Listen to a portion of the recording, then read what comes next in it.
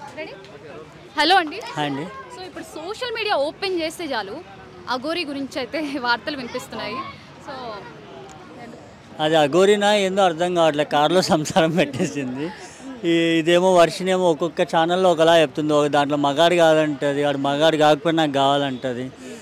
అసలు ఇది ఏంటో అర్థం కావట్లేదు. ఒక ఆడది ఎప్పుడైనా కోరుకున్న ఒక అబ్బాయి నుంచి సెక్సువల్గా ఓపెన్గా చెప్పంటే అది ఫిజికల్ రిలేషన్గా ఆలోచిస్తుంది. అది లేకుండా ఎక్స్పెక్ట్ చేస్తుందంటే మళ్ళీ ఇంకా ఇది తేడానో అర్థం కావట్లేదు. ఫస్ట్ ఆఫ్ ఆల్ మీరేమనుకుంటున్నారు, ఆవిడ అబ్బాయా అమ్మాయా? ఎవరు అఘోరి? అఘోరి అబ్బాయి. ఇప్పుడు అబ్బాయి కాకపోతే ఇంతలా అమ్మాయిలు ఎవరు వెళ్ళరు కదా. తనేమో టెస్టులు అంటుంది, ఎవరు ముందుకు వెళ్ళట్లేదు. టెస్టులు చేపించడం ఎవరు ముందుకు వెళ్ళారు. టెస్టులు చేపిస్తే ఆటోమేటిక్గా అన్ని నోచుకొని వెళ్ళిపోతుంది.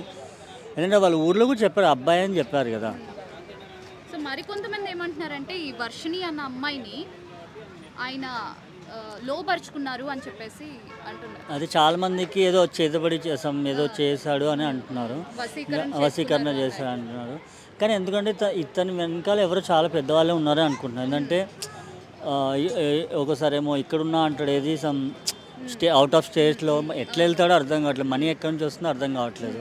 బట్ ఒక ట్రస్ట్ ద్వారా ఏదో ఉన్నారని అనుకుంటున్నాను అయితే. ఇంకొంతమంది ఏమంటున్నారంటే ఆ కారు అఘోరి యూస్ చేస్తున్న కార్లో అవి డ్రింక్ చేస్తుందని కూడా అంటున్నారు. మార్నింగ్ లేవగానే బీర్ కావాలంట, సిగరెట్ 20 రూపీస్ సిగరెట్. అది ఇక్కడ మేము కష్టపడుతూ మేమే 10 రూపాయలు సిగరెట్ తాగాలంటే ఆలోచిస్తాం. 20 రూపీస్ సిగరెట్, మార్నింగ్ లేవగానే 2 బీర్లు కావాలంట.